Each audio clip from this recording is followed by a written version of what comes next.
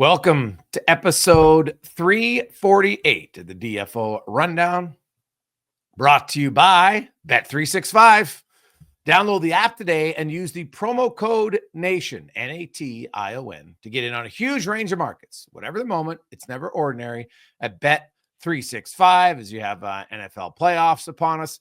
This is a wild card weekend coming up. You have lots of big week in the National Hockey League. And right now, underdogs might be the way to go as Anaheim, Montreal, Detroit have been beating lots of the top teams lately in the National Hockey League. I'm Jason Gregor. Welcome in Frank Saravalli. Frankie, how you doing? I'm good. We got a snow day here today. It's been a little colder than usual. How much snow? So we are on track for somewhere between 12 and 18 centimeters today, if that means anything. Okay, so 12 centimeters, that's like 5 inches maybe. Yeah. So yeah, somewhere between 4 to 6 inches, which to me, like, again, I haven't, been to Edmonton and been everywhere else. I get that you guys would laugh at the idea of giving kids off from school for a day for that. That's just like a normal Tuesday. But in this case, you guys would seriously die laughing at the reaction. You guys have proper like road clearing stuff? Because I know some places don't, so that's why they call. Yeah, we do. We've had winters before where we get 100 inches of snow. We're not far into it yet. Every time it happens, I'm telling you, you would think that people are going to be holed up in their houses for a week the way people line up at the grocery store. Oh my God, kids must be loving this. This is just like a free day off. It's unreal. Yeah, my kids they're in the room next to me, video gaming, got their iPads out. They'll be out playing in the snow in short order. But it's ridiculous. Milk and eggs, you would think I'm telling you, every person in the world is at the grocery store yesterday preparing for this. It's the apocalypse. I've never seen anything like it. If there's a report for snow and you own a grocery store, you are loving it. It's like when COVID first hit and people were packing up on toothpaste and toilet paper. Like toilet paper, people were running out of. They're going lunatic. So you're saying this happens in the food aisle every time there's a big report of snow? I'm not kidding you. We were checking out yesterday in the store, and the clerk says, "Hey, are you here stocking up for the snow?" I'm like, "No, I'm here stocking up for the week. Like, this is normally when I go to the grocery store." Like, what? Oh, geez. For the tough Philly fans, your reputation's taking a hit right now. Come on, boys. Tough fans, weird city when it comes to managing. Scared of snow, basically, is what they're saying. Yep. All right. Well, I guess that's why they throw snowballs at Santa Claus. That's the real rage. I get it. Oh, God. It makes sense. Makes perfect sense. Or I thought maybe it was just a national holiday for winning the World Junior Tournament. It should be. I mean, it would have been great if it got some mention in, mainstream media circles. That would have been nice. Where do you come out on the importance of World Juniors? Look, it's a phenomenal tournament to watch. There's no doubt about that. Yes. I think from a prospect perspective, we tend to way overrate performances in World Junior.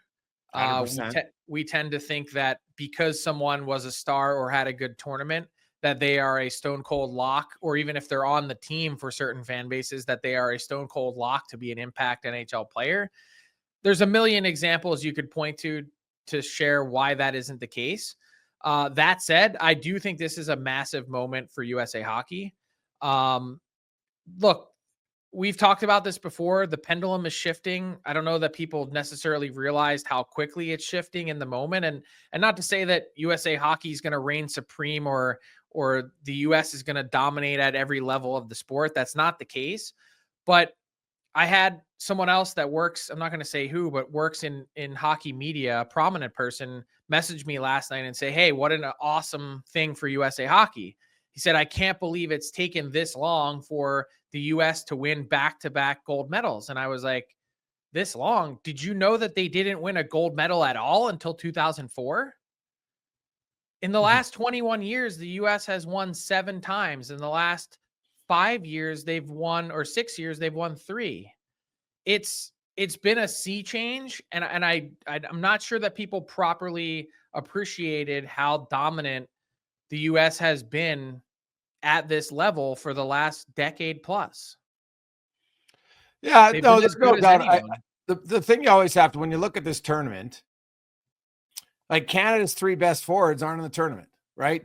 Connor Bedard, Macklin Celebrini, Zach Benson. They're all in the NHL, right? There's no 18, 19-year-old Americans in the NHL. And that's why, and just like, no fit, there's one, well, a few Russians, but they're not in the tournament, so it doesn't matter.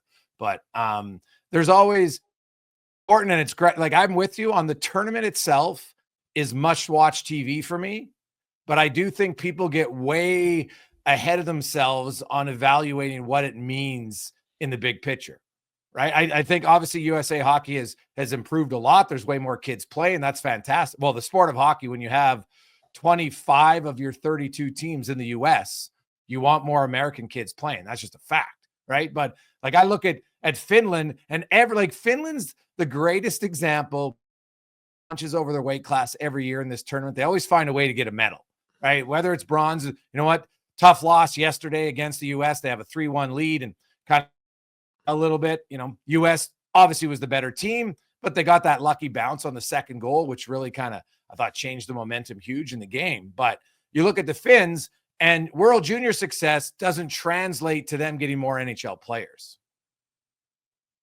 Yeah, and look, it's the per capita ability for Finland to compete, I think, says a lot about their hockey development model and structure, and how seriously they take their coaching and their systems and the way they produce players. It is a serious, just like Sweden, a serious hockey think tank in terms of how they go about it. They are the on the world stage, they are the Saskatchewan of everything, of the NHL. You think about per capita players to come out of Saskatchewan, it's crazy every year to think about the number of players in the league relative to that province's population. It's insane. So yeah, I mean, hugely impressive, but this tournament isn't the end all be all. So let's just, clarify that. And I think the other interesting reaction that I've had to this has been the Hockey Canada flogging that's taken place. And look, rightfully so. Like, I don't know that we properly fully dove into it last week, because we only did one episode last week, and the result, we didn't know what would happen to Team Canada yet. The arrogance of Hockey Canada, I think, is absolutely what sunk that team. It's not all on the players. Part of it's on the management group that put that team together, and the coaching staff, for sure. When you leave the quality of players off that they did, I just found the reaction was really, like, it was like a couple days in a row of the management group having to stand in front of a microphone to answer to all Canadians, which I get it. It's the national sport. It means so much, and it's so highly visible and televised. But the US wins back-to-back gold, and like, no one here in this country outside of the true hockey fans has even any idea that they won. It's not mentioned on SportsCenter. It's not, there aren't highlights played anywhere outside of the NHL network. It's not a thing. And so had the US had either the highest of high successes or the lowest of low complete failure, I mean, it's not a fart on a Richter scale. Yeah, the Canadian one, the reason I think they had to trot guys out again was that, like, Dave Cameron's post-tournament press conference, to me, symbolized everything that was wrong. Their whole selection process, from the head coach to the players this year, was incredibly flawed. And Cameron, during the tournament, well, we're taking too many penalties. They know what a penalty is. Like, there was no accountability at all. It was almost like he quit. The Brampton teammates, who, guess what, first game back after the tournament, they're scoring together, like, didn't play him together once. Barely played Gavin McKenna nearly as many minutes as he should have in that tournament. You put Bonk on the top of the power play when he always plays the bumper in the regular season. Why you put him at the top when you have Dickinson? Like, there were so many mistakes. Man, they might not have won anyway, because the US had a really good team. But What about Scott Salmon, though, coming out and saying we would have picked the same team over again? Like, yeah, well, but you're not seeing the forest through the trees. Like and that's not to demean anyone that made the team or played in the tournament. That's not the point of this. Your selection process was flawed. Yeah, 100%. It's admittedly political. There are certain teams and organizations that I believe Hockey Canada wants to make feel good. There are favors done by coaches. And look, to be totally fair, some of the same biases exist the other direction. For years, for decades, the U.S. program has left off players that were wholly deserving of making the team because they went the major junior route in Canada. Yeah, like, both. It's so childish for both sides. Like, NCAA players still have a much. If you're a Canadian playing NCAA, to make the World Junior team is almost impossible. And I'm just like, what do we do? How childish and petty can you be as an organization to do that? Well, but then to come out afterwards, where you did such a poor job managing this team, to then say, I wouldn't change anything. We'd pick the same team over again. Like, what? Yeah. Well, it just shows you where they're, Then he came out the next day and said something different. And then said, put the blame on me. Like, bud, too late. Like, yes, you're wearing it, and you should be wearing it. Yeah, they came out with the second press conference because they realized they screwed up in the first one, which shows me the second one wasn't the authentic press conference. Well, yeah, and what shows me that it's just damage control. When you come out, have to again and then deliver a slightly different message with a slightly more reverent tone. I mean, you told us how you felt on the first one. Yeah. So there are a few players, like, I'm curious about Sikora, and if he can translate his, somewhat of a, well, not somewhat, the fans couldn't stand him, and he loved it. He ate it up. And I'm curious if a guy can bring that element, because in the NHL, Frank, let's be honest, there's not many villains in today's NHL, right? There just isn't. And I still don't really understand what he did wrong. No, it was the hit. They thought it was a knee on knee, and he went down because he was down and he got hit. Do you know how hard it hurts getting hit in the thigh like that? Yeah. Like, come on. What's the inference, that he was faking the knee injury? Yeah, because he came back right away on the power play. Okay, well, he got a stinger in the thigh. You take one of those full-on knees to your thigh playing hockey, and you tell me how bad that hurts. Yeah, I loved his reaction. I loved his response. And obviously not a dirty player by any stretch of imagination, but playing that role is hard. I think it's hard for any player to do it when, you're getting booed every time you touch the puck. And I thought he performed incredibly well throughout all of that. And that's something that I would watch for. But I'm with you on the, some guys have a great tournament. Somebody doesn't have a good tournament. And they're like, oh, does this change their draft status? Does this change? I'm like, no, it's 5 or 6 games. It has very little bearing in the big picture. You know what? You can look at it and say, hey, I like what he did here. Now, does that continue on the next time? Great. But to me, it's kind of a standalone process. I love watching the game for itself, but I'm always leery and skeptical of the overreaction, pro or con, to individual players on where they're at post tournament.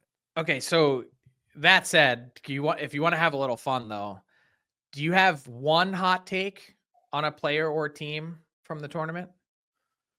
I do. I'll give you mine. I'll give you a chance to think. Mine is that Zeev Buium, property of the Minnesota Wild, was the best player in the tournament by a wide margin. Yeah, he was pretty good. Higgins was pretty good though too. Oof, and he's young. He wasn't on the all-tournament team. I know Cole Hudson led the whole tournament in scoring, first defenseman ever to do it. As good as he was and sublime with some of his decision-making, and I love his confidence, Zeev Buium set up the game-tying and game-winning goals. And as Tyler just pointed out in our chat, the Michael Jordan tongue out, zipping that puck up the ice 3-on-3 right to Stiga's tape. I'm telling you, elite. And so, hot take that he was the best player in the tournament, but I'll take it a step further. There are going to be teams that are going to rue Zeev Buium falling down the board in the draft the way that he did. And the Flyers in particular, not to say that they messed up with Jet Luchenko or anything like that, but having an ability in that exact moment in time and getting a phone call from Minnesota saying, hey, will you trade down a spot because we want to jump up here and get Zeev Buium? Yeah, teams aren't going to like that feeling. I'm just telling you now. Okay.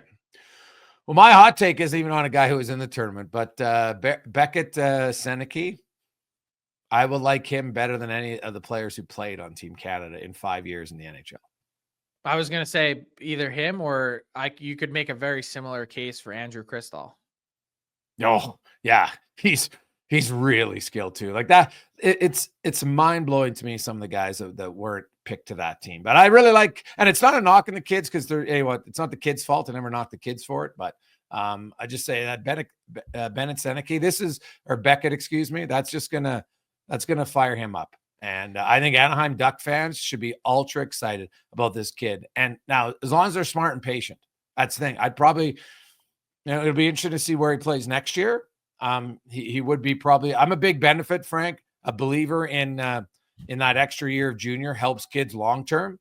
And I can go through the list of guys who were in junior at 19 and who weren't in the NHL and what a difference it makes. How stacked are the Caps moving forward? Like, they're in really good shape now, but when you consider some of the guys they have on the way, Ryan Leonard, captain of Team USA, unbelievable tournament. We just talked about Andrew Cristall and Cole Hudson. And then, oh yeah, by the way, I don't know if he's going to pan out to be exactly the same, but Ilya Protas. Yeah, I was just going to say the younger brother. Yeah, the clone, 6'5". Like, I'm sorry. I don't know that there's that many organizations better set up for the future than the Caps with their drafting and like value drafting. Like, yeah. So everyone sees Lane Hudson go 62nd overall. Why is his brother Cole slipping to the second round as well? Hey, you know who else that Caps have? Old Peter Sikora, buddy, from the Czechs. Pretty good. Yeah, they've done a fantastic job in Washington of now, and I've said this before, it is important. It helps when, two of your older guys unfortunately have their careers ended with LTIR. So they're on LTIR, but you're able to bring in some younger players who can play better than them at this stage of their careers. So that helps you for sure. But they've done very good drafting outside of the first round, right? Cristall's is now, they're not all going to pan out there, but they've got a lot of really good prospects that were taken outside the first round. Such a skill. That's really the true mark of a scout. Yeah, 100%. Like, most guys can pick the top 5 players almost every time, but that's where the scouts, that's where you make your money. And you look at it, man, Tampa Bay, that's their championship was built on guys that, Palatz and Points and Kucherovs and guys who were taken outside of the first round. It's massively important. So can I, before we wrap World Junior, I just wanted to offer one final, I want to just get this off my chest because it really bothers me. World Juniors in Ottawa, gold medal game, US Finland. It pisses me off that Canadians in the stands, and you buy a ticket, you can root for whoever you want. Pisses me off the anti-American sentiment in the arena. But you got to cheer against your biggest rival. Would Michigan ever cheer for Ohio State in the national championship? I would be cheering for Canada over Finland. Really? Without even hesitating, and I think it's wrong to do anything else. Why is that? Because we're North American? Yeah. Greatest allies of arguably any pair of countries in the world. The longest it's sports, unprotected land border in the world. It's your biggest rival in sports. Like Canada, US right now are each other's biggest rival. I don't think there's any debate on that. Yes. And so I could see why they do it. I don't think big rivals are ever going to cheer. I think it's almost the sign of respect if they were cheering for the U. Okay, I can understand not cheering for, but actively, like when Finland scores, actively cheering for Finland. But if you're at the game, you got to cheer for someone. Otherwise, it's like, what are you there for? I just look. I'll leave it at this because I don't want to dig in too much further to it. I think there's a pervasive anti-American sentiment that exists across the country on a million different levels. And it includes NHL management and scouts and league executives and and others. And I'll even say media. Really? And I think it's shitty. Anti-American, but most of them are like, you got 25 American teams. Like, they got the majority. Yeah, well, look at who the executives are, and look at who the management teams build around, and look at how they draft players, and go through it. Just saying. I think I know it, having worked in Canada for the last 10 plus years, almost exclusively, legitimate anti-American sentiment. All right. Build a rivalry. I like it. Hey, let's talk Leafs, because I got 2 injury notes. Matthews returns, and McCabe now looks like he's out with concussion.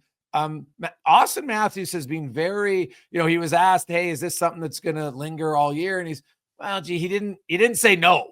You know what I mean? Like, what do you, if this is this one that's just something that, he's going to require even more time? And if so, should they just sit him down, or is it getting overblown because it's the Leafs? Well, I think it was getting overblown just sheerly because of the mysterious nature of it. Like, I mean, think about it. He took a lot of time off and has missed a huge portion of this season. Goes to Germany, comes back. Everyone's thinking, okay, non-traditional path. He'll be healed. He'll be right back in it. And then to have a somewhat quick reoccurrence, and then to follow that up with the mysterious, the quote was, I hope so, when he was asked if it's something that will be able to heal 100%. He wasn't definitive on, yes, this is something that I'll fully be able to get over. And I think we're all under the assumption that it's some kind of back injury. I don't want to go too far because I don't know specifics, because they've kept it so tightly under wraps. But you're talking about one of the very best players in the game playing on the most high profile team in the league. I don't think it was overblown, but I think the more clarity would be good in this situation. You don't need to give us everything, but some kind of thought process, and then the management of this moving forward. It doesn't seem like this is going to be something that he's going to need to sit out for, hopefully. But with 4 Nations looming, with everything else, do your ticket paying fans deserve more information? I think when something goes on as long as this, they do.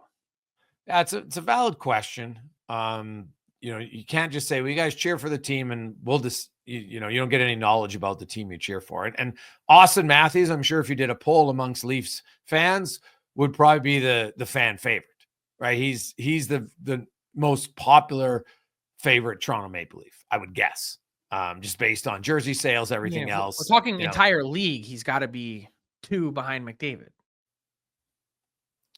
Well, yeah, because of his market. Yeah, probably. Right. A goal scorer, American. Yeah. There's a few other guys, but yeah, he would be right up there for sure.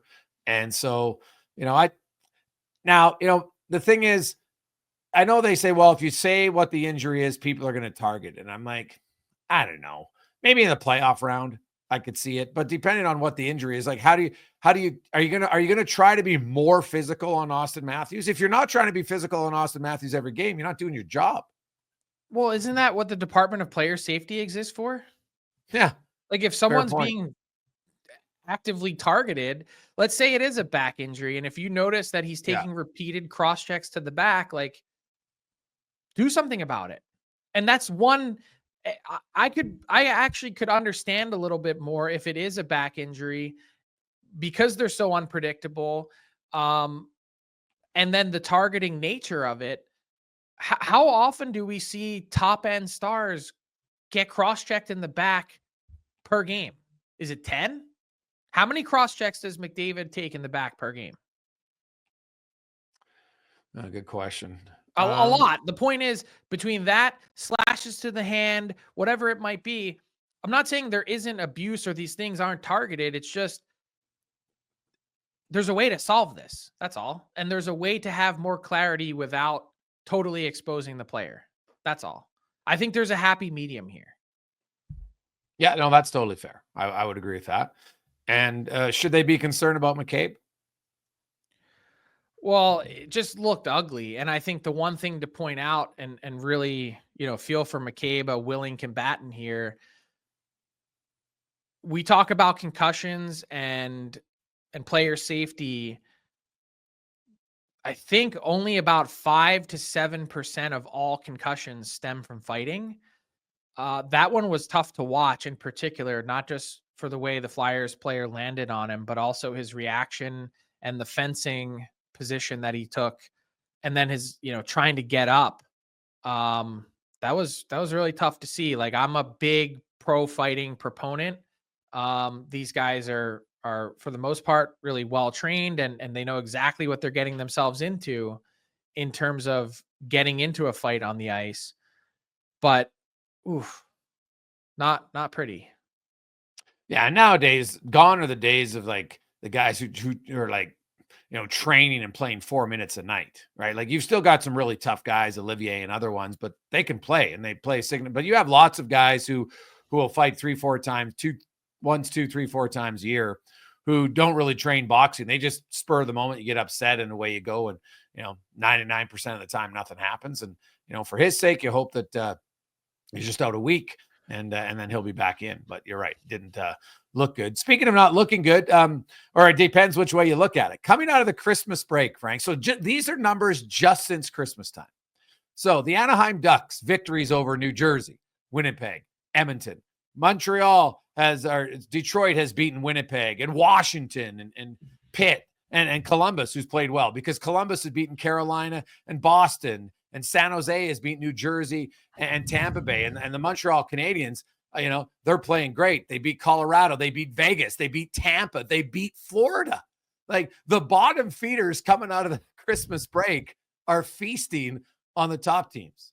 It's great stuff. Yeah, I wanted to give a little love to the Ducks because, we mentioned earlier this year how tough that situation was and how I think it's been really difficult under Greg Cronin. And I'd be fascinated to know if he's mellowed out or changed a little bit, or if it's still just as tough. But the Ducks are 7-3 in their last 10. And do you know what that coincides with pretty much? Jacob Trouba? The Jacob Trouba trade. They've beaten some really good teams. The Oilers, Devils, Jets, Tampa, and they, even losing the other night, they gave the Oilers one of their toughest tests in a while. Well, and it's not like they're playing well. We mentioned like Montreal to beat Colorado, Florida, Tampa, and Vegas, right? Basically since the 27th of December. I think the Habs had vastly underachieved earlier this year. Yeah. I was never as down on Montreal as a lot of other people were, saying, "Oh my God, they're lost. What are they going to do?" I think they had some tough injury luck to start the year. I don't know what to think of Anaheim though and their turnaround. I do think that they're more talented than their record showed, but I don't know how much more. That's fair. I think the Ducks are a team that, I thought at the start of the season they could score like 82 to 85 points, which is a good year. You're not a playoff team, but you're showing strides, and that's what they have to do. You can't just continually be terrible. Like, you're going to miss the playoffs, but you're showing some progress, and it seems that they are in Anaheim. And when you watch them play, they've added a level of professionalism to their group, and I think they've got a mixture of young guys, right, young forwards that they really like. And then they brought in some veteran guys to help them just defend, because defending is the hardest thing when you're a young team. It's the hardest thing to do. And then you make a few mistakes, and then you're down 2 or 3-0, and then emotionally you're screwed. And I think the biggest thing for the Ducks, Lucas Dostal, Frank, look at his numbers. Like, they're outstanding on a team that isn't necessarily great, but amongst guys who have started at least 20 games, I think he's 5th or 6th in save percentage. He's 10th in goals against average. Like, he's been really good for the Ducks. And that helps, but look at his defensemen. They've added veteran, like Radko Gudas might not be he's not going to score a lot of goals. He finally got his first goal of the year, but he competes hard and he takes pride in defending. And I think that's a great thing to have in your group to teach your young guys, because you always want to score. But even the best offensive guys, even they've 7 years in the league, are like, oh, gotten a little bit better defensively, and geez, my offense hasn't really suffered. And it just takes a while for them to learn that. Yeah, and I thought the Frank Vatrano extension, and I do want to talk about the structure of it, but also the message that he Yes. believes in what they're building and where they're heading. And he mentioned specifically the word culture, which I found fascinating given what we just talked about. Interesting choice to go back there. And I guess he's a guy that, you can take off my trade targets board now. He would have been an interesting piece given that he played so well for the Rangers in the playoffs a few years back. That said, I don't understand this contract even a little bit with the unique structure. So, if you didn't read about it or see it on Sunday, essentially it's being labeled as a 3-year, $18 million deal. And he's taking 9 million kind of essentially up front. I'm going to put that in quotes, 3 million per year of the 3-year deal. And then the other 3 million per year in the deal is going to be paid out in equal $900,000 installments starting in 2035 for a period of 10 years. And it's important to say his deferred money is salary, not signing bonus deferred money. Yeah, so this is the first deal that has deferred money that's in salary, not signing bonus, to your point. But I don't.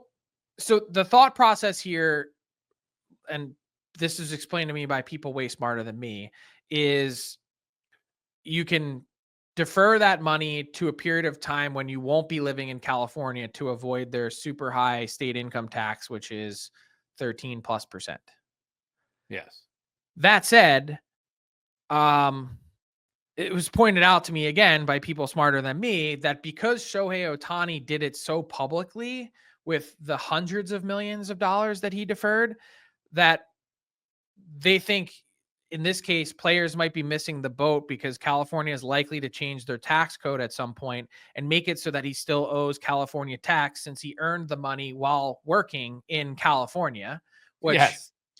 I mean, if you saw the congestion pricing that was put into place in Manhattan over the weekend, any government out there will find a way to bleep you out of your money as quickly as possible, even if it means retroactively and punitively as well. But yeah. I think this is, I get big braining the idea of your tax shelter and structure.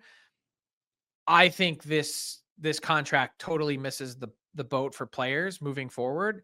And I think this is a really dangerous precedent to set. And that's coming from someone who was all for deferred salary in some other deals that we saw. But in this case, there's so much of it that's being left on the table for such a long period of time. The money that he's deferring, just so you understand, is not accruing interest over these 10 years. Nope. So the interest is all calculated up front. So essentially what he's doing is signing a deal for 4.57 million AAV. So a 3-year deal, 4.57, and he's essentially getting the other value to push it to almost a $6 million AAV, but for 10 years from now. And that money isn't accruing interest. Well, and so part of me, Frank, looks at this as, so Frank Vatrano's had 1 year where he scored more than 42 points. So for him to get, at 6 mil itself is great. It's, it's basically based off of last year where he scored the 60-point season. Right. And but so that's not what he's getting in actuality. In actuality, what he's signing is 3 times 4.57, which is barely and that's a my raise. point. Barely a raise off of the 3.6 that he's currently making, which happened before he had the 30-goal season, which is you signed with a team that's been down in the dumps and low in the standings. You've cut off your ability to go to market, and you're pushing out this contract for 10 years from now. And who knows? I don't know anything about Frank Vatrano and his lifestyle. Maybe this is the perfect deal for him. Maybe he's a big spender that needs someone to rein him in, that he's going to love 10 years of payments at $900K when you're no longer earning income as an NHL player. Maybe this works perfectly for him. So I don't want to totally crap on it, but from a pure financial perspective, he is really missing the boat on having the present value of money and the compounding factor between now and the 19 years that it's going to take for this contract to be paid out. Yeah, he's not the compound interest is the important part that's missing here. So, you know what? It's all legal. Each player is going to have their own individual one. I saw some people saying, "Oh, this means you're going to have a flood of players do it." I don't necessarily agree with that. I think it's a very select situation, and you're going to have the odd one, but I don't know if it's going to become that much of a norm. I could see why teams want to do it, Frank. Honestly, I could see why they want to do it. Well, the Ducks made out like bandits here. Yeah. I mean, if the Ducks are smart, they buy an annuity for 60 cents on the dollar, and they're laughing all the way to the bank. Not only do they pay out less now, they pay out less in the future, and they have a lower cap hit. Yeah. They basically bought a higher AAV player for less. Yes, agreed. So I'm not sold. I had my tax buddy tell me a lot of the same similar things that you did, because my first gut instinct was, geez, like, because I thought, well, geez, if he's getting that extra money and it starts compounding interest right now, right, well, that's great. But I did the math on what that would look like if so the prescribed interest rate on this contract is 5.414%. I did all the math. If it started accruing interest today and paid him out later, to defer that $9 million, he would get essentially $19.55 million back over that 10-year period of time. And you're like, yeah, of course, that makes sense. You could still probably do better on the market, but at least it's guaranteed and written in stone if that's what it looked like. This is not that. No. There's very little incentive for players to do this. And I think the only way deferred salary is really interesting is on guaranteed signing bonus money. By the way, what happens if Vatrano's traded between now and then and he goes to a more favorable tax structure state? It's even less of an incentive for him to sign a contract like this. And his no trade protection was so limited. I was shocked. I just don't know why he jumped at this deal to sign it right now. But your point about the Ohtani makes sense, because I can see from a legality standpoint, they say, hey, you were earning your money in our state at this time. That's what you're paying tax on. Yes. But so to me, let's go back to the Seth Jarvis deal, which was sort of the landmark that, grabbed everyone's attention on the subject. The poster boy for someone to sign a massive deferred money deal was someone like Leon Draisaitl or Mikko Rantanen, or someone that's already banked a shit ton of money in their life that doesn't need it now. But by deferring a serious amount of money, 30, 40, 50% of your contract, you can push that AAV down by millions and millions of dollars, giving your team a competitive advantage to win. You potentially are still missing out on some present day value of compounding returns and all that. But you've already made so much money in your lifetime that it's not going to change you in any significant way. And in fact, may be a savings that you appreciate later if you are one of those people that's a spender. The Frank Vatranos, those types of middle-class NHL players, I'm not getting it. I'm really not. And I hate to make this a nerdy, sophisticated conversation, but like, I think players and of those that listen to our show, I think they just need to be aware of what's happening here. Yeah. Not to say that he didn't get proper guidance from his agent and Peter Fish. I'm missing the boat on this one. Let's bring in Ty Yaremchuk. We got some teams we're going to talk about on the other side of Ty's appearance. Ty, how you doing? I'm doing good, boys. Ready to roll with a new edition of Fill in the Blank, brought to you by our friends over at Bet365. Got one bet that I want to run past you guys in a bit, but first, you talked about the Anaheim Ducks, a nice little 7-3 run. How about out east, where the Montreal Canadiens have done the exact same thing, beaten some good teams? They're 7-3 in their last 10. So let me ask you, the Montreal Canadiens' recent run is blank, Frank.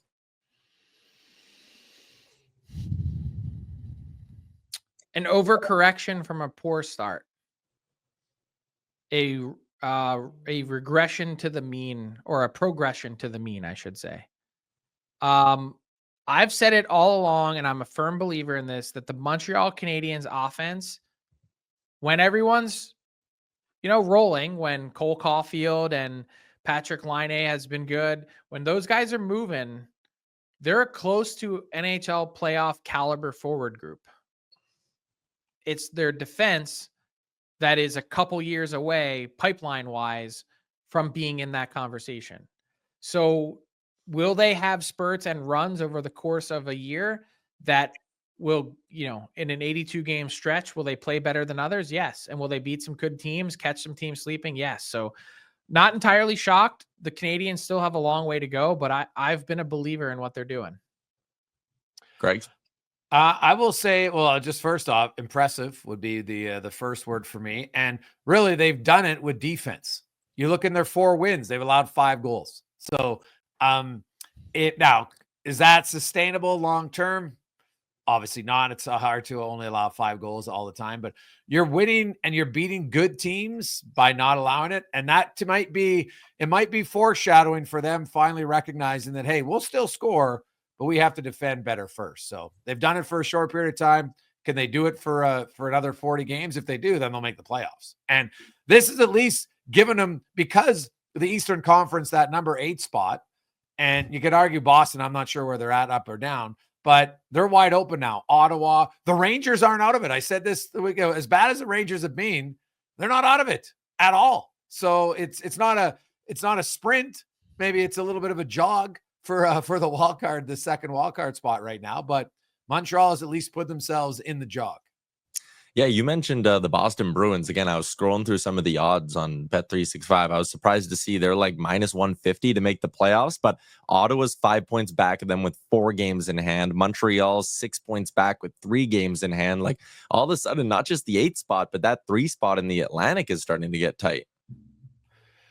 It'll be, you know what, makes it fun, because a while ago it didn't look like there'd be any great races, but suddenly it looks like they're heating up. And, hopefully when we come out of 4 Nations at the end of February, we still have the same close races.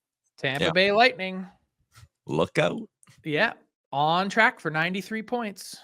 Yeah. The next one I got for you guys: no player has seen their odds improve for a specific trophy in the last month more than Leon Draisaitl. He's gone from 35-1 for the Hart Trophy to 9-1. He is 6th on the board. He leads the NHL in goals. He's first in game winners as well. Greg's Leon Draisaitl has a blank % chance to win the Hart Trophy this year. Oh, dude.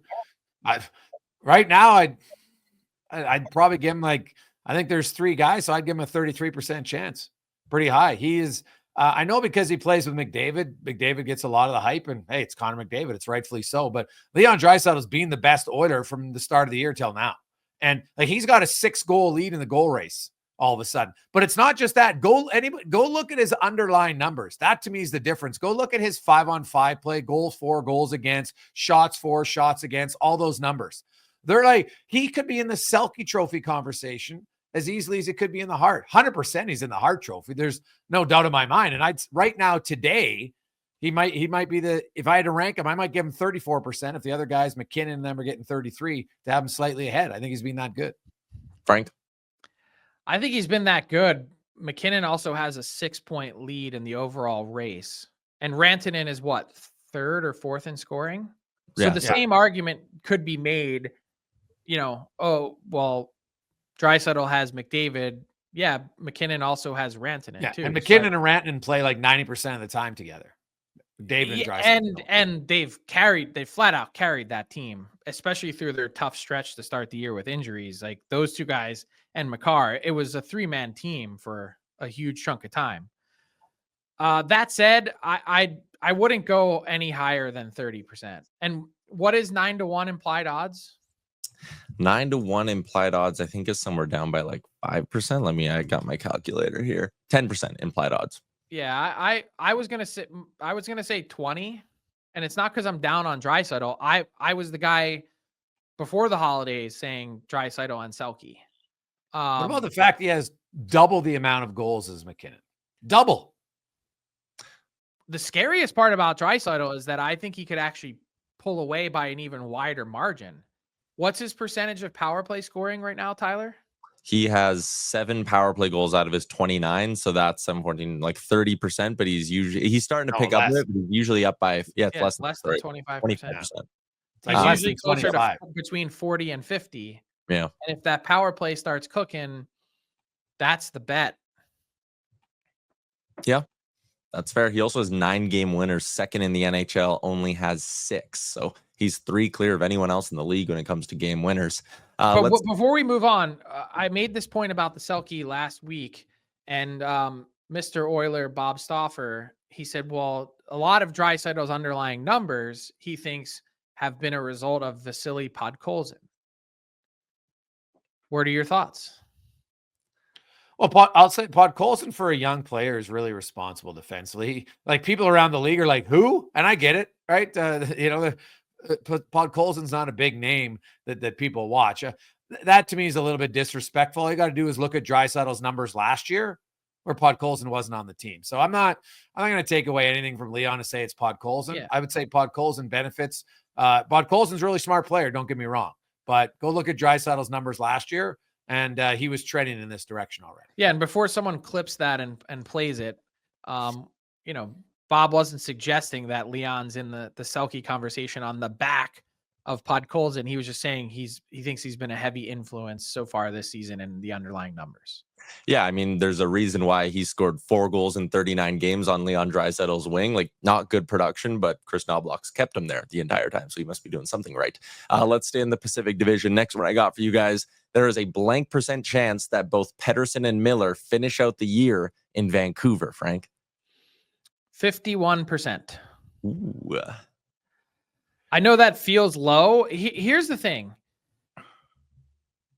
Let's say you're Patrick Allvin and you're Jim Rutherford, and you've made the decision right now on January 6, 2025, that these two guys cannot coexist and cannot play together. Why would you, to make such a sizable transaction for your franchise, why would you want to limit the field of teams that can actually do it now? I think it's a really unlikely trade to happen in season. And I'm just looking at it from a logical perspective, not an emotional perspective, which I think that's exactly what the Canucks are tasked with during this period of soap opera drama. I think that's the key. Park whatever's going on for the betterment of your team in the long haul, not just over these next 3 to 4 months, for a team that I don't think is anywhere close to the composition of being a Stanley Cup contender. Can they be a playoff team? 100%. But that defense core, particularly with Hughes and Aronik injured and out, is brutal. Yeah. Greg's. It's a great question because, clearly it's reached a point. Like, all you got to do is look at Pettersson's numbers when Miller was out, and all of a sudden, he's a scoring machine, and then it comes back in and he's not. Now, who you play with, he played more with Quinn Hughes in that time, so you have to factor that in maybe as much, if not more than anything else. But so it's Frank is right about remove emotion. It's really hard to remove emotion. And so you're the Canucks, who there seems to always be a little bit more emotion and drama in that organization. And here they are. They're now in a real race for the playoffs, right? What are they? 3-4-3 in their last 10. Suddenly the Flames are right on their heels. Points and Holy points Christ, percentage. Look at their defense. How could they be good with that defense? Yeah, I understand. Who was their power play? Did you tweet this the other day? It was Vinny Desharnais and who? Oh man, why am I blanking on who that Jolson, other defense? wasn't it Jolson? Hey, look at Vinny Desharnais stretch passes lately, boys. You killing me, guys. This guy's getting robbed from assists all over the place. Guys can't finish breakaways. Forward and Desharnais. And this is what their defense looks like tonight. Brisebois, Myers, Soucy, Juleson, Forbort, Desharnais. Huge. You're not winning a Calder Cup with that defense.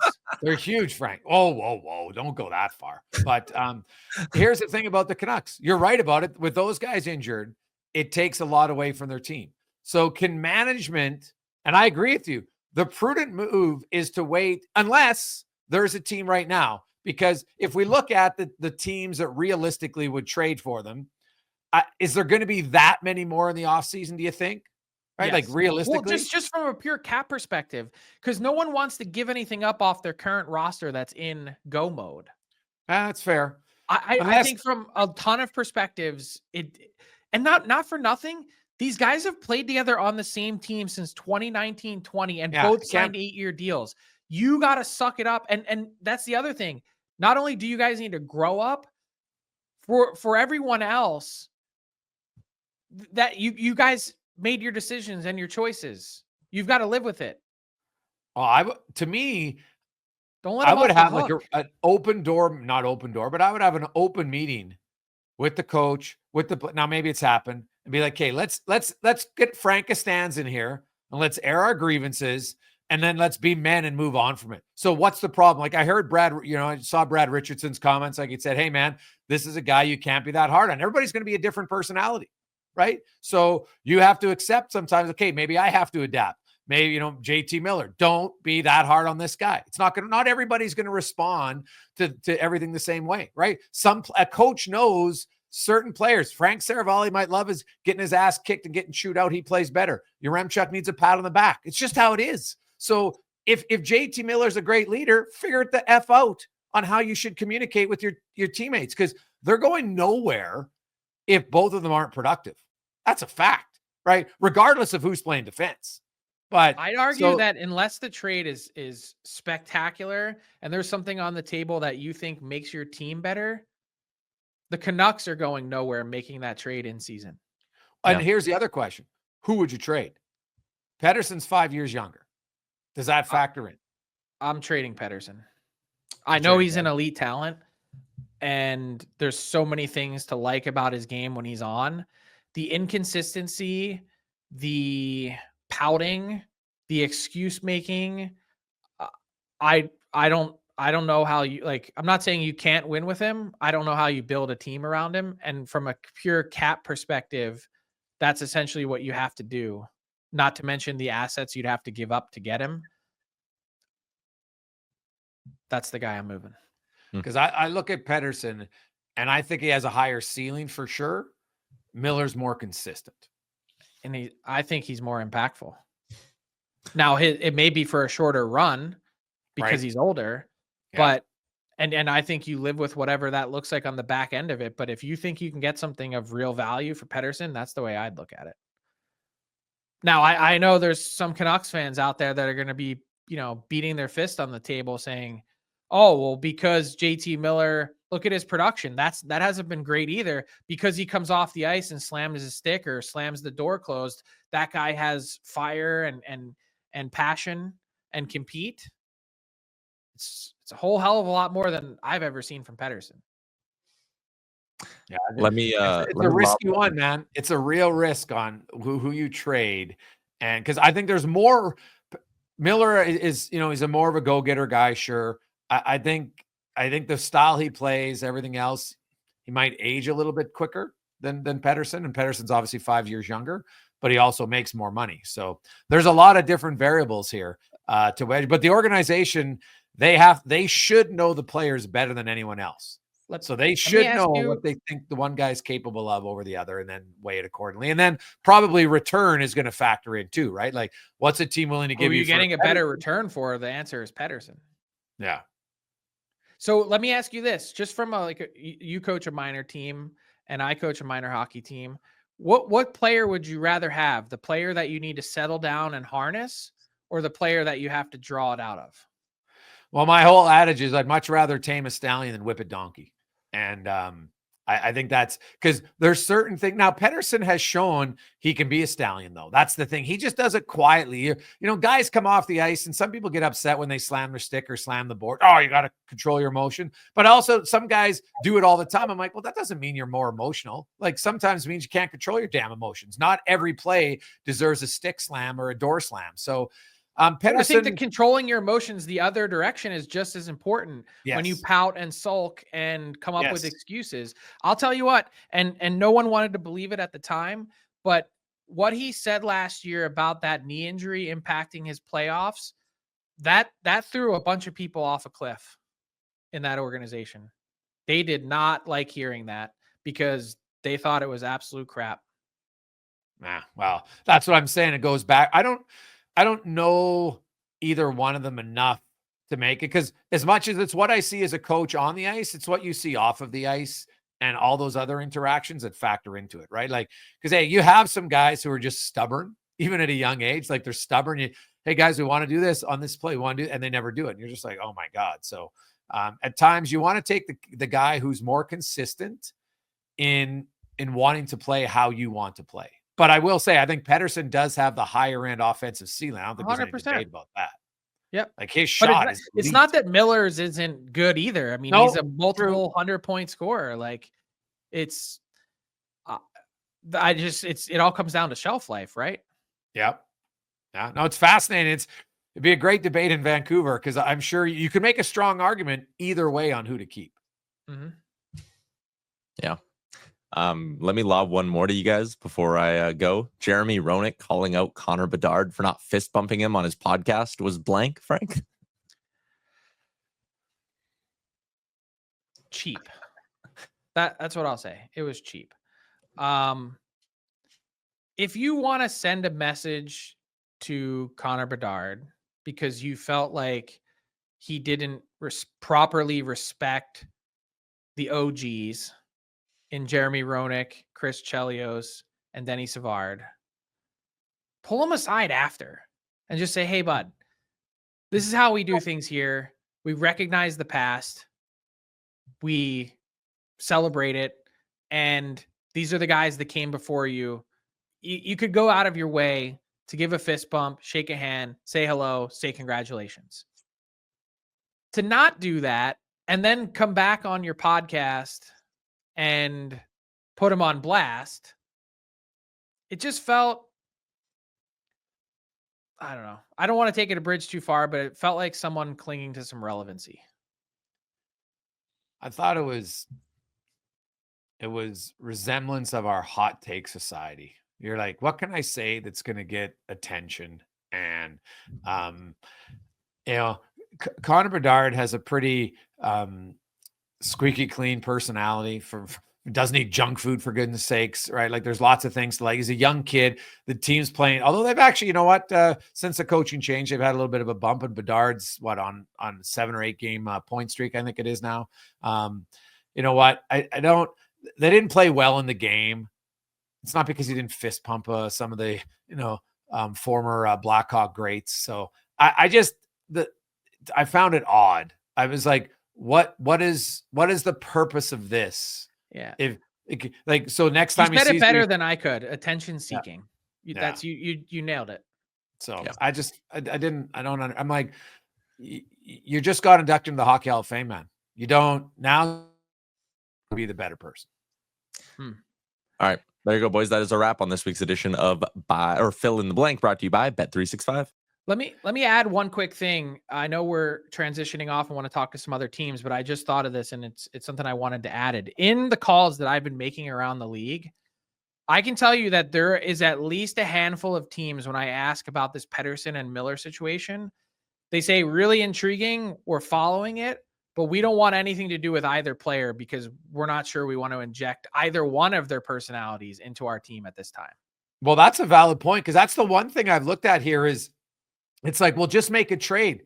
That doesn't solve the base problem here, that you have two teammates who clearly, like, I know not everybody sings Kumbaya and gets together. Every team will tell you some guys are closer than others, but you can't let your personal beef, personality, disagreement with another player become that much of an issue. If you do, then right there, to me, you're not a good enough leader. You got to keep it quiet. Okay, you know what? Pettersson's not as intense as I want. Miller's too intense for me. Suck it up both ways and let it go. It can't be the thing now that becomes a focal point of the team. And to your point, Frank, for years it wasn't. Like, maybe they didn't get along great. That's fine, but the team is having success. They were having personal success. That's how it should be. And now, for whatever reason, I don't know if it's blown out more. It seems to be becoming more of a talking point. And I know the players both said once, hey, it's not an issue. But I don't know. You look at their body language at times, and but the team could also make it less of an issue. Like it seems like every time we turn around, there's another log that's added to the fire here, whether it's Patrick Allvin saying, I guess we could trade Pettersson, and like no one has come out and definitively given us this is not a, like, stop talking about it. This is not management, coaching staff. Like, everyone has alluded to and it's just gotten worse and worse. And it's not being talked about in any sort of definitive way, that I don't think anyone's really been done any favors here for the betterment of the team. And And that goes back to, like, let's say you've decided we're putting a stake in the ground and we are moving one of these players this season, during the season. Well, as I mentioned, there's a bunch of teams that are going, we don't know who's right, who's wrong. We have no ability to decipher that. This isn't anything that we want to sink our teeth into to get a maybe this fits for us or maybe it doesn't. As good as both of these players are. So further highlights to me the difficulty in making the trade is you got to let some dust settle and you got to have these guys get back to playing well, because you're trading with both of these guys while the value is at an all-time low. Yeah. No, it's totally valid. I'm with you. It probably makes more sense to do it in the off season, but will they wait to do it? That's the fascinating part. Now, a few other teams we want to get to. The New Jersey Devils. We talked about some, San Jose and Columbus and, well, Detroit and Montreal specifically, and even Anaheim, they're playing pretty good. All of a sudden the Devils have lost 4 in a row. They come out west and it's all of a sudden like they thought this was like a decade ago where San Jose, LA, and Anaheim were all really good teams and they had pounded into the dirt. And that's what happened on that West Coast swing. They've lost 4 in a row, including losses to San Jose, LA, and Anaheim. They've been outscored 9-4 in those 3 games on the West. Any concerns about the Devils? In the grand scheme, no, because I think their attention to detail has been excellent. And I love the way that their team defends, and even giving up 9 goals in a 3-game stretch. We just hit on the Blackhawks briefly. I think they've given up 37 goals in their last 7 games, something like that. We're talking about 9-3. The Devils are going to be fine. So I'm not overly concerned. But I will say that I think the Devils have less wiggle room than some other teams. And I'm not just talking about the standings because they've played more games. Like if you look at their points percentage, they don't have a huge lead on wild card 1 based on points percentage because of their start to the season. So not overly concerned, but like if we're going on a scale of 1 to 10, it's like a 3 or a 4. But I can't, like, if this lingers on another 10 to 14 days, it ratchets up to a 6. The concern for the Devils isn't the playoffs, because if you look at, Columbus and Pittsburgh are 9-10 points back, and they don't have many games in hand. I look at the fact is it's home ice advantage, right? Because they were right in the battle with Carolina and Washington's 4 points ahead of them. Plus they have 3 games in hand.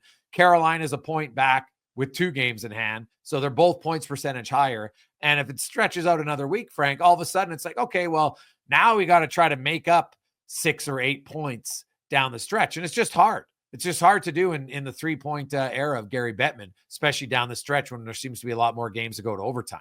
And I think that's where New Jersey is. New Jersey, you want home ice at least for 1 round. I look at that division.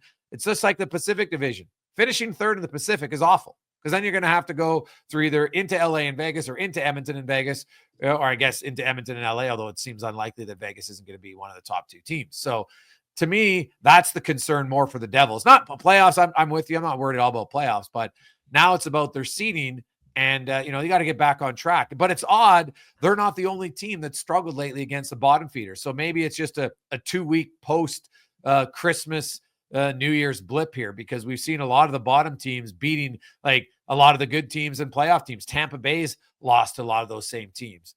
And, even Vegas, for goodness sakes, lost to a few of them. Speaking of Vegas, Vegas has, by a pretty sizable margin, the best points percentage in the NHL. Are you ready to say that the Golden Knights are the best team in the league?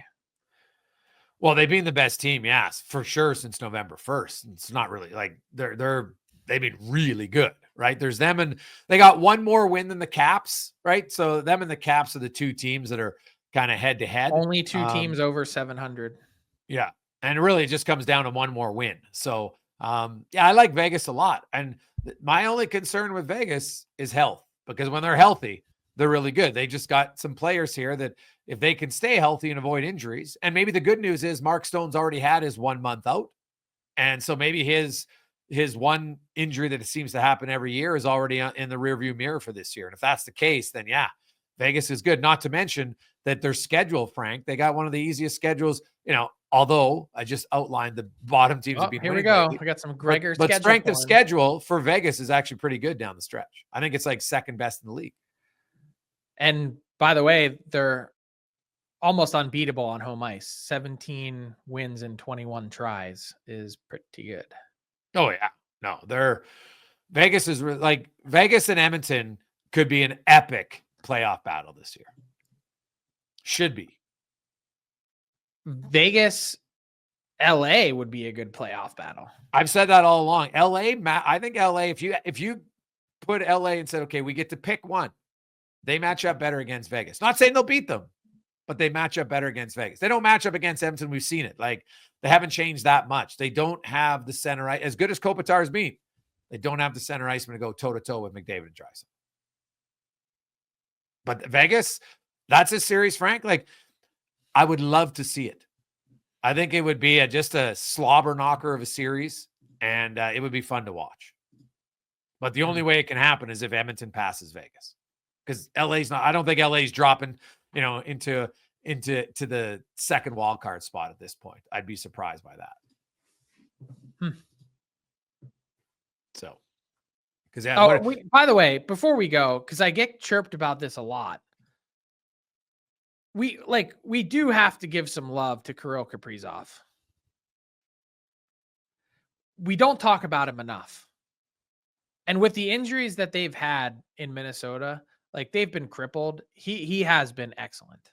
And I'm not leaving him out intentionally. Like, we have the Hart conversation. I think he should be included in that conversation. Yeah, he was the leader up until early December, Frank. But I think Kirill's since like December 7th. I know he missed a few games in there, not many, but he hasn't had like the electrifying games as much since in his last 9. I think he has like 9 points in maybe 8 and 9, right? So he's not even a point a game player, and that's since December 7th. So that's probably why he's fallen out, because up until that point, I was saying I'd written about it. He was right there with McKinnon. I argued he was ahead of him because he didn't have a Rantanen to play with. But the problem is, since December 7th, if you look at his point totals and you compare it to Draisaitl or McKinnon, he's like 10 points back of those guys in that span. Yeah, well, he hasn't played since December 23rd. I get. I'm just saying, every time we have the Hart Trophy conversation, inevitably I get some fan tweeting me from Minnesota saying, all of your bias, it's so Canadian, it's so, and I'm like, oh my God, like, I live in the US, I'm in the East. Any which way you want to paint the bias, that's fine. I don't have any for Kaprizov. I think he's been otherworldly, and he's so far apart from the rest of his Minnesota teammates. I think if you're really looking at the true spirit of the award, he's missed 6 games this year and has a 13-point gap between himself and his next closest Wild teammate. It would be 25 if he played those 6 games, or 20 something. He's been unreal. So I don't want anyone to think that me or you or anyone's taking anything away from his candidacy. Oh no. For 2 months I talked about him, but just unfortunately how it's gone. If you just look at his points per game, obviously he has fewer points because he's played fewer games, but his points per game is like a half a point lower over the last 6 weeks. And I know he's been out, but even before he got injured, he only had 8 points in 9 games, which when you got McKinnon and Draisaitl and all these other guys continually putting up 1.5 points, you'll just fall out of the conversation quickly, right? That's just how it is. It's not up until this for the first 2 months, Frank, I agree. He would have been the leading candidate, but that's why I always tell people who you like in December is irrelevant to who wins the award at the end of the season, right? It's based on the full year. And if McKinnon or Draisaitl drop off here in the next few months, well, then they're out, because you don't win the award based on a good start. Mm-hmm. We'll see. But he is good. Hey, Kirill, hey, speaking of Kirill, what about Kirill Marchenko in Columbus, man? Are you kidding me? And what about Zach Werenski? Zach Werenski today, January 6th, should be the leader for the Norris Trophy winner. Go look at his season. Sorry. No. Look at his numbers, man. Dude, he ain't Quinn Hughes. I'm sorry. Quinn Hughes doesn't play in the penalty kill. Quinn Hughes has been out now, So the longer you're out, but Zach Werenski's season has been unbelievable. I don't think he gets nearly enough.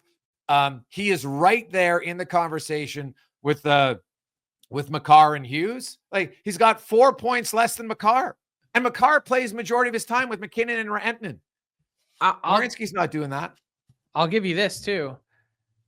And I know this for fact. The start of the season, Zach Werenski wasn't on Four Nations face-off for the U.S. Wow. He's played his way on, man. He's been unbelievable. Like, you watch the Columbus Blue Jackets, Frank, I find myself watching their game. Like, they're an exciting team to watch. Yeah, and guess what? We got a bunch of tweets. We have our Dominion Lending Center's poll question of the day for Daily Faceoff Live. It's, which team are you betting on to make the playoffs? Our options that we gave, because you can only have 4 slots, were the Sens, Canadians, Red Wings, and Penguins. Getting a bunch of tweets from the CBJ fans saying, excuse me, you're leaving off Columbus. 100%. I'd have Columbus ahead of Detroit for sure.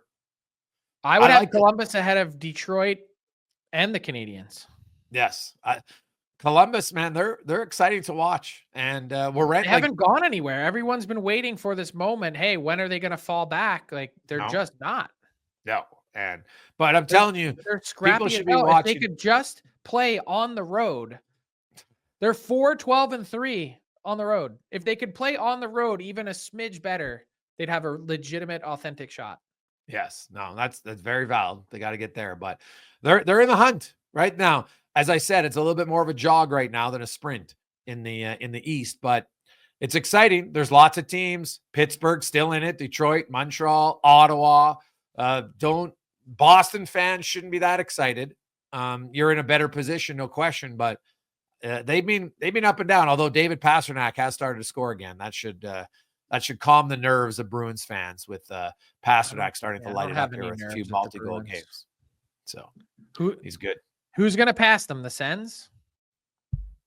The Lightning? Well, the Sens got through that murderous 9-game road trip, and they're still in the mix. To me, that's the biggest news for them, right? And if they can get Allmark back, to me, that Frank, everything in Ottawa hinges on Allmark. If Allmark comes back and plays, they'll make the playoffs. Well, guess what? The update this weekend from Coach Travis Green was week to week, no timeline, and has not returned skating. So it's not good. That's the problem.